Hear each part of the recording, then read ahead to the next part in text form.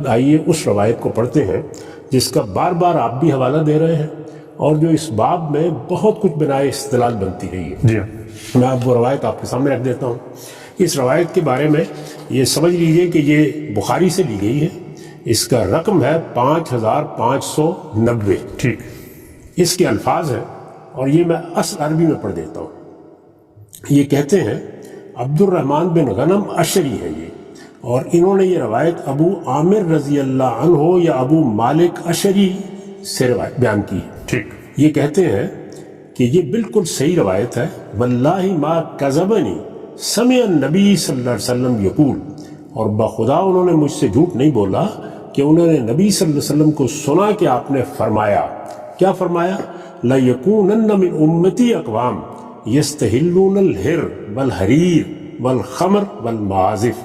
آپ نے فرمایا میری امت میں کچھ ایسے لوگ ضرور پیدا ہوں گے جو شرمگاہوں اور ریشم اور شراب اور موسیقی کے سازوں کو حلال کر لیں.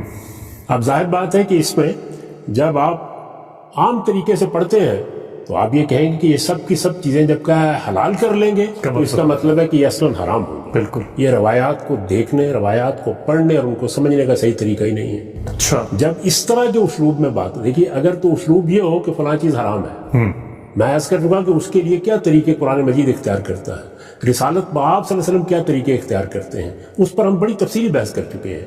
جب اس طرح کے اسلوب میں بات کی جائے حلال کر لیں گے تو اب دیکھنا چاہیے کہ کیا حلال کر لیں گے اور کیا یہ ساری چیزیں فی الواقع دین میں ممنوع ہے اور کیا اسی طرح ممنوع ہے جس طرح کی اسے سمجھی جا رہی ہیں.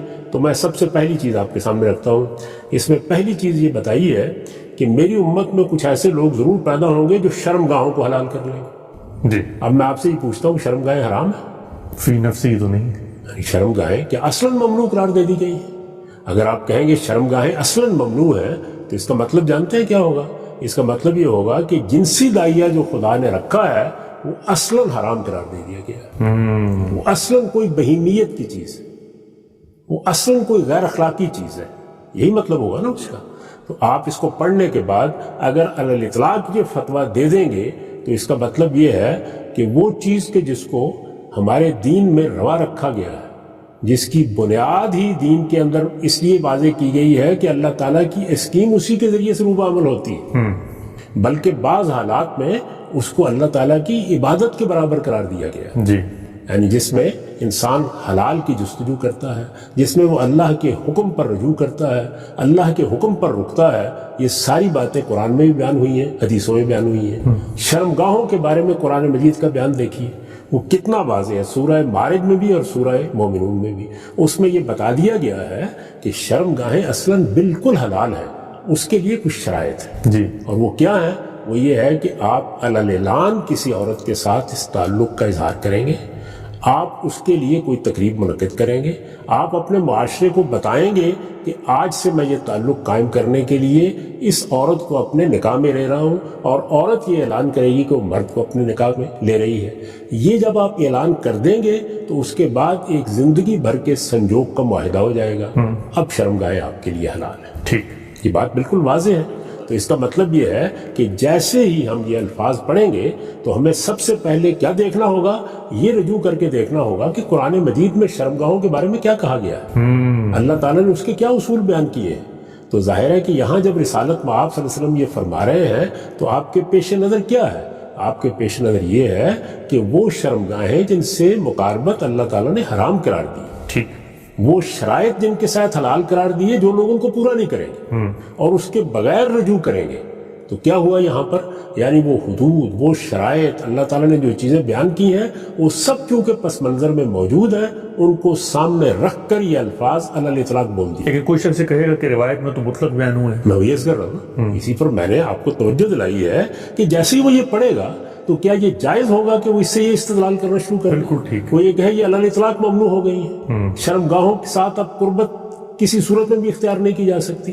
اس حدیث نے بالکل واضح کر دیا ہے تو میں یہ گزارش کر رہا ہوں کہ یہ دین کو سمجھنے کا کوئی صحیح طریقہ ہی نہیں ہے. یعنی بعض موقعوں کے اوپر جیسے میں نے پہلے بھی عرض کیا تھا کہ بات الفاظ کی حد تک علی الاطلاق بیان ہوتی ہے, لیکن اس کا وہ مدعا نہیں ہوتا, اس سے وہ مقصود نہیں ہوتا. اس میں کسی خاص موقع پر کسی استعمال کو سامنے رکھ کر, حدود و شرائط سے کسی اعراض کو سامنے رکھ کر, لوگوں کی کسی غفلت کو سامنے رکھ کر کسی چیز کی طرف توجہ دلائی جاتی ہے. تو سب سے پہلی چیز یہ دیکھیے, چنانچہ میں نے اس کے اوپر جو نوٹ لکھا ہے وہ کیا ہے, یعنی اللہ تعالیٰ کی نافرمانی کرتے ہوئے زنا اور اغلام جیسے گناہوں کا ارتکاب کریں گے. اچھا, یعنی اس کا مطلب کیا ہوگا؟ جب یہ کہا گیا ہے کہ شرمگاہوں کو حلال کر لیں گے, تو کیا اس میں یہ تنبیہ کی جا رہی ہے کہ لوگ شادیاں کرنا شروع کر دیں گے, لوگ بیویاں لے آئیں گے, لوگ ان کے ساتھ مجامت کریں گے, اور رسالت مآب صلی اللہ علیہ وسلم کی اس حدیث کی روح سے یہ سب کچھ ناجائز ہو گیا ہے؟ اس میں وہ چیزیں بیان ہوں گی جن چیزوں کے بارے میں ہم دوسرے ذرائع سے یہ جانتے ہیں کہ ان کو ممنوع قرار دیا گیا ہے. یعنی جو کام شرمگاہوں میں کرنا حرام تھا ان کو حلال کر لیں گے, اس کو حلال کر لیں گے. ٹھیک, یعنی اس کا مطلب یہ ہوگا کہ وہ شرمگاہیں حلال کر لیں گے جن کو اللہ نے حرام رکھا, ان کے ساتھ وہ معاملہ کریں گے جو معاملہ اللہ نے روا نہیں رکھا. ظاہر ہے کہ اس سے ایک مسلمان واقف ہے, اس سے قرآن مجید کا ایک طالب علم واقف ہے, اس کے بارے میں کسی مزید شرح و وضاحت کی ضرورت نہیں ہوتی. جیسے یہ بات کہی جاتی ہے کہ وہ شرمگاہوں کو حلال کر لیں گے, تو ہم چونکہ قرآن مجید کی تصریحات سے واقف ہیں, ہم اپنے دین کی تصریحات سے واقف ہیں, ہم اس معاملے میں اس پوری امت کے اندر یا اس سے پہلے انسانیت میں جو دین کا تصور رہا ہے, اخلاقیات کا تصور رہا ہے, اس سے واقف ہیں. اس کی روشنی میں ہم یہ کہیں گے کہ یہاں وہ شرمگاہیں مراد ہیں جن شرمگاہوں کی طرف رجوع کو اللہ تعالیٰ نے ممنوع قرار دے رکھا ہوا ہے. انہی کے بارے میں رسالت مآب صلی اللہ علیہ وسلم فرما رہے ہیں, نہ کہ علی الاطلاق اب بیویوں کے ساتھ مقاربت, مجامت, نکاح کرنا, انہیں اپنے نکاح میں لانا, یہ بھی ممنوع قرار دے دیا. بالکل ٹھیک. تو یہ بات پوری طرح سمجھ لیں, یعنی اللہ تعالیٰ کی نافرمانی کرتے ہوئے زنا اور اغلام جیسے گناہوں کا ارتکاب کریں گے, اور اس طرح ان شرمگاہوں کو عملاً حلال کر لیں گے جنہیں اللہ تعالیٰ نے حرام ٹھہرایا. ٹھیک ٹھیک ٹھیک. یہاں میں نے یہ عملاً کے الفاظ اس لیے کہے کہ یہ ضروری نہیں ہے کہ وہ آپ کے سامنے آ کر کہیں کہ آج سے زنا جائز ہو گیا, یا یہ کہیں کہ اغلام جائز ہو گیا, بلکہ عملی طور پر لوگ ان گناہوں کا ارتکاب کریں گے. اس وجہ سے یستحلون کے الفاظ استعمال کیے. یہ قید اس لیے ضروری ہے, کیوں مجھے یہ کہنا پڑا, کیوں بتانا پڑا, کیوں ان سب چیزوں کا حوالہ دینا پڑا؟ آپ کہیں گے کہ تو ہر چیز شخص جانتا ہے, تو میں یہ کہہ رہا ہوں کہ ہر شخص وہ سب چیزیں جانتا ہوتا ہے, اس لیے اس کے پس منظر میں رکھ کر ہمیشہ گفتگو کی جاتی ہے. قرآن مجید میں بھی بعض اوقات ایسے اسالیب آ جائیں گے تو ہم یہ کہتے ہیں کہ قرآن فلاں جگہ یہ بات بیان کر چکا ہے, یہ اصول بیان کیا جا چکا ہے, یہ قاعدہ بتایا جا چکا ہے, اس کو سامنے رکھ کر اس کلام کو ہم دیکھیں گے اور اس کے بارے میں, ان حدود و شرائط کے بارے میں لوگوں کو متنبع کریں گے. میں نے لکھا ہے کہ یہ قید اس لیے ضروری ہے کہ تمام شرمگاہیں حرام نہیں ہیں, یعنی شرمگاہیں اصلاً ممنوع نہیں ہیں, شرمگاہیں اصلاً حرام نہیں ہیں, بلکہ اللہ تعالیٰ نے کچھ حدود و شرائط مقرر کر دیے ہیں جن کے بعد وہ حلال ہوتی ہیں. ہر مسلمان جانتا ہے کہ بیویوں کی شرمگاہیں خدا کے دین میں کبھی حرام نہیں قرار دی گئی, وہ ہمیشہ حلال رہی ہیں اور حلال ہی رہیں گی. یہ پہلی بات جانیے. اب اس کے بعد دوسری پر آئیے. اس کے بعد یہ کہیں گے ریشم, یعنی ریشم کو حلال کر لیں گے. جی, سب سے پہلے تو میں عرض کر دوں کہ ہمارے ہاں چونکہ وہ لوگ بھی سننے والے ہیں کہ جو دور جدید میں چیزوں کو دیکھ رہے ہیں کہ یہ ریشم کیوں ممنوع ہے. ہم یہ جانتے ہیں نا کہ اللہ تعالیٰ نے کچھ بنیادیں واضح کی ہیں, ان بنیادوں کو ہم اس سے پہلے بڑی وضاحت کے ساتھ بیان کر چکے ہیں. میں نے کہا ہے وہ اصول خمسہ ہیں, تو ہم نے اس میں یہ بتایا کہ بغی بغیر الحق یہ اللہ کے ہاں ممنوع ہے. یہ 5 چیزوں میں شامل ہے, یعنی انسان کی شخصیت کے خلاف, اس کی جان کے خلاف, اس کی آبرو کے خلاف, اس کے مال کے خلاف آپ اقدام کرتے ہیں. اس اقدام کی ابتدا کہاں سے ہوتی ہے؟ تکبر سے, اچھا, بڑائی سے, دوسرے کی تحقیر سے. یہ آپ کے باطن کی حیثیت ہے, اس لیے تکبر کو ممنوع قرار دیا گیا ہے. متکبرانہ وضاحت قرآن مجید میں زیر بحث آ گئی. چلنے کا طریقہ, بات کرنے کا طریقہ, لباس پہننے کا طریقہ قرآن مجید میں زیر بحث آیا ہے. رسالت مآب صلی اللہ علیہ وسلم اس کو زیر بحث لائے ہیں. تو ریشم اگر مرد پہنے, رسالت مآب صلی اللہ علیہ وسلم کے زمانے کی بات کر رہا ہوں, ریشم پہنے, سونا پہنے, ہاتھوں میں کنگن پہنے, تو یہ متکبرین کا لباس سمجھا جاتا تھا. رسول اللہ صلی اللہ علیہ وسلم نے اس کو ممنوع قرار دیا, لیکن کیا عورتوں کے لیے بھی ممنوع قرار دے دیا؟ نہیں. کیا یہ علی الاطلاق ممنوع تھا؟ نہیں. یعنی پہلی بات یہ کہ اس کی جو علت ہے, حکم جس چیز پر مبنی ہے وہ کیا ہے؟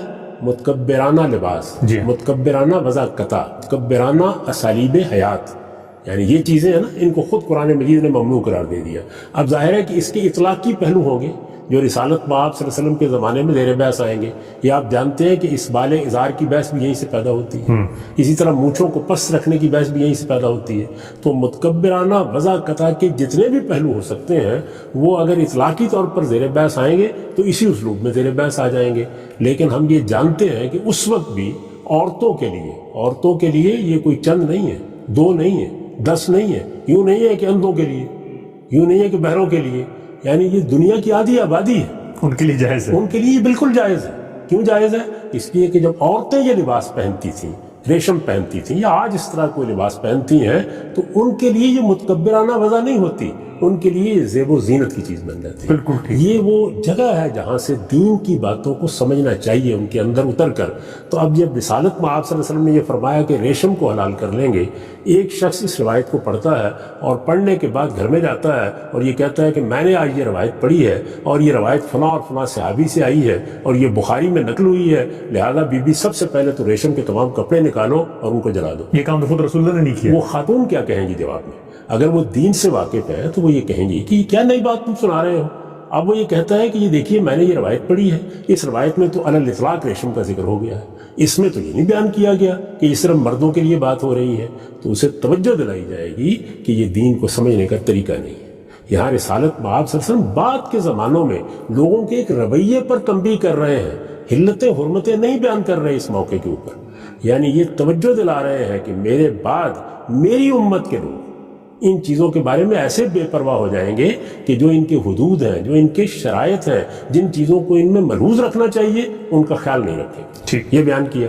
اس کے بعد اب دیکھیے میں نے اس پر کیا لکھا ہے، میں نے لکھا ہے یعنی دیکھیے نا اوپر بیان ہوا ریشم کو حلال کر لیں گے، کوئی شرط نہیں، کوئی قید نہیں، کوئی وضاحت نہیں، یہ تصریح نہیں ہے کہ عورتوں کے لیے یا مردوں کے لیے یا کس صورت میں، یعنی جب وہ کسی معاشرے میں مترفین کا لباس سمجھا جاتا ہو، مترفین متکبرین بڑے بڑے لوگ، جس کو بعض حدیثوں میں لباس شہرت بھی کہا گیا ہے، یعنی جب وہ کسی معاشرے میں مترفین کا لباس سمجھا جاتا ہو جو انسان کے باطن میں بغی بغیر الحق کے رجحانات پر دلالت کرتا اور ظاہر میں تکبر کی علامت بن جاتا ہے۔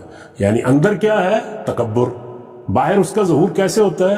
کبھی چال میں، کبھی انداز گفتگو میں، کبھی بات چیت کے طریقوں میں، کبھی دوسروں کے سامنے استدلال کرنے میں، کبھی خاص طریقے کی وضاقتہ میں، اور کبھی لباس میں بھی، اور ظاہر میں تکبر کی علامت بن جاتا ہے۔ نبی صلی اللہ علیہ وسلم کے عہد میں ایسا ہی تھا، اس کی یہ حیثیت اب باقی نہیں رہی، لیکن ہر شخص جانتا ہے کہ اس کی جگہ بہت سی دوسری چیزیں آ چکی ہیں جن کی حیثیت اس زمانے میں وہی ہے جو اس وقت ریشم کی تھی، چنانچہ ان کا حکم بھی یہی ہونا چاہیے، کیونکہ حقیقت جو ہے وہ اس کا اطلاق اب دونوں چیزوں پر یہاں توجہ دلائی جائے گی۔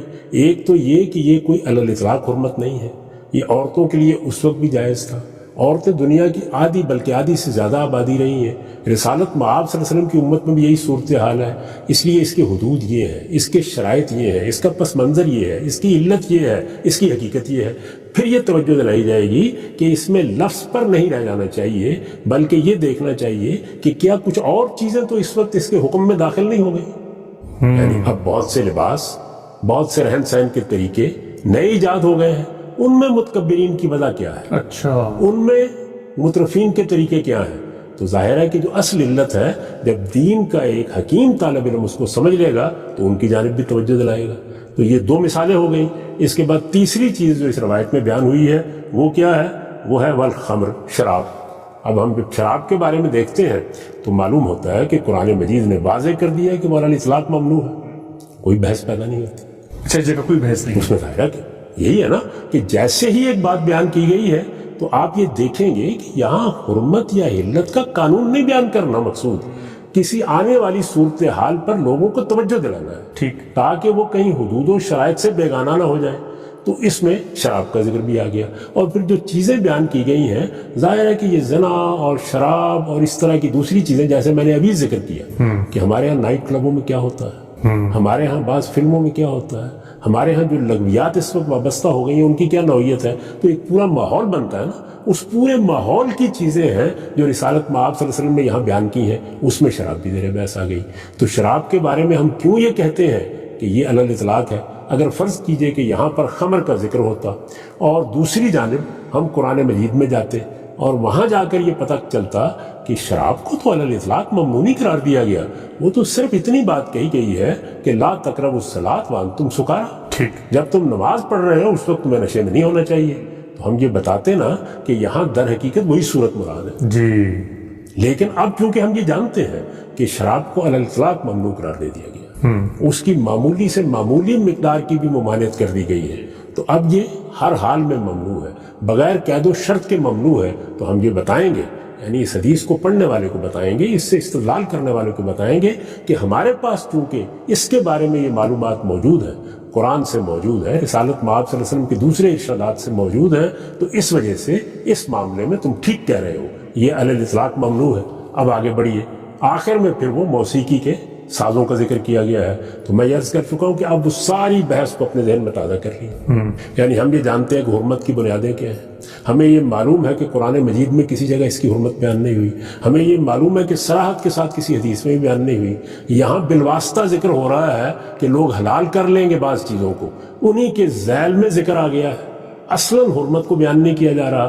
تو اب ہم وہ ساری چیزیں بتائیں گے جو اس سے پہلے ہم بیان کر چکے ہیں کہ یہاں بھی اصلاً مقصود یہ ہے کہ ان صورتوں میں بھی حلال کر لیں گے جبکہ اس کے ساتھ لغویات وابستہ ہوں گی، جبکہ اس کے ساتھ فواحش وابستہ ہوں گے، جب اس کے ذریعے سے شرک کا ابلاغ کیا جا رہا ہوگا، جب اس کے ذریعے سے بدعات کو فروغ دیا جا رہا ہوگا، اس وقت بھی حلال کر لیں گے۔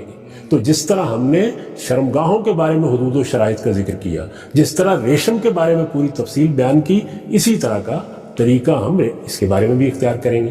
چنانچہ دیکھیں میں نے لکھا ہے، مطلب یہ ہے کہ اس صورت میں بھی حلال کر لیں گے، یعنی کس کو؟ موسیقی کے سازوں کو، غنا کو۔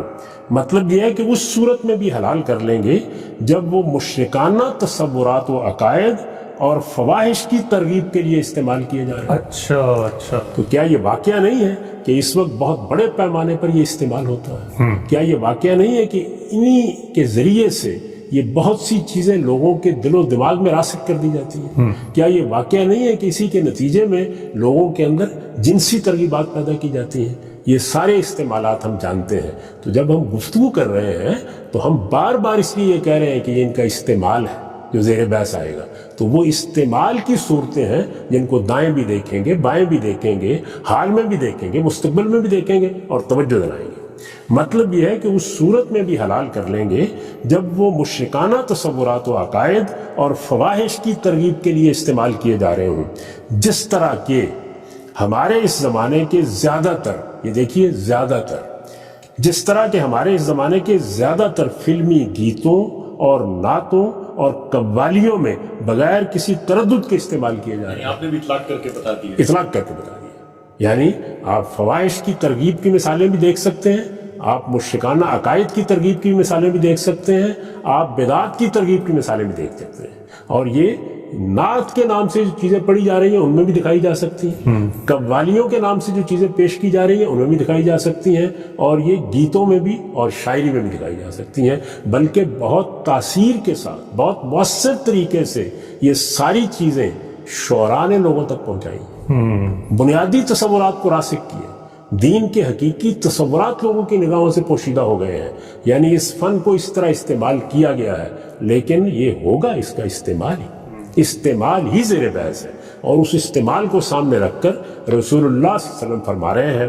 میں نے یہ لکھا ہے کہ یہ شرط اس لیے ضروری ہے کہ اللہ تعالیٰ نے سورہ اعراف کی آیت 33 میں صراحت کر دی ہے کہ خور و نوش کی حرمتوں کے علاوہ اس نے صرف 5 چیزیں حرام کی ہیں، یعنی فواحش، حق تلفی، جان و مال اور آبرو کے خلاف زیادتی اور شرک و بدعت۔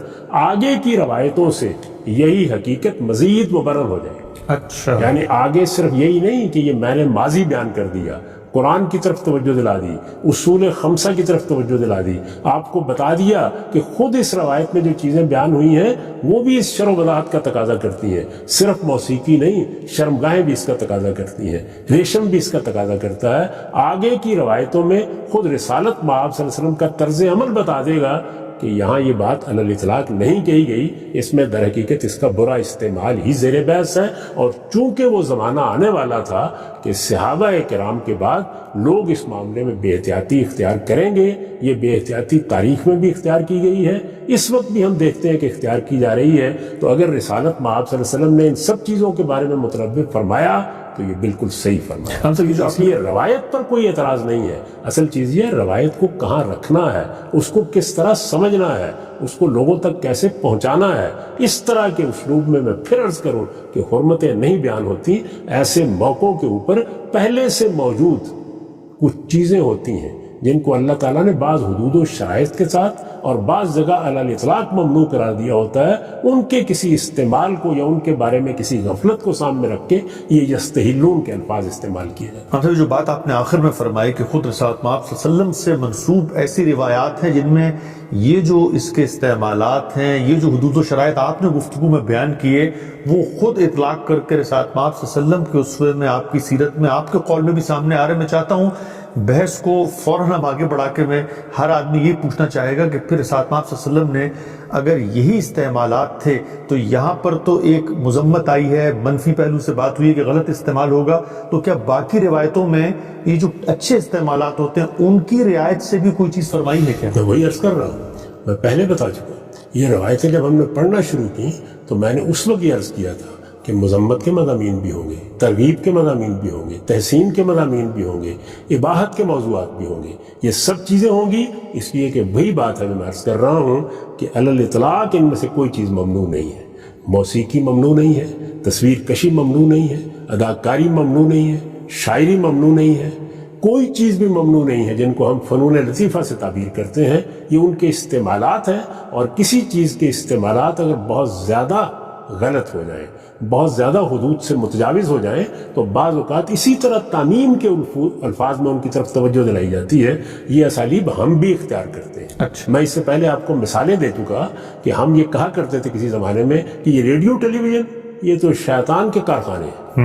تو اس طرح کے اسالیب استعمال کیے جاتے ہیں جب آپ یہ محسوس کرتے ہیں کہ کسی چیز کا زیادہ استعمال غلط ہو رہا ہے یا لوگ اس معاملے میں غفلت برت رہے ہیں، ان اسالیب کو سامنے رکھ کر ہمیشہ روایتیں پڑھی جاتی ہیں اور اسی طرح ان کو دیکھا جاتا ہے۔ ہمارا دین اس طرح کے مبہم یا مجمل فکروں پر مبنی نہیں ہے، وہ محکمات پر مبنی ہے۔ اور وہ کیا ہے کہ دین نے پہلے یہ بیان کر دیا کہ حرمت کی بنیادیں کیا ہیں، خور و نوش میں یہ بنیادیں ہیں، اخلاقیات میں یہ بنیادیں ہیں، اس کے بعد اس کے اطلاق کی صورتیں مختلف حدود و شرائط کے ساتھ جگہ جگہ زیر بحث آتی رہتی ہیں۔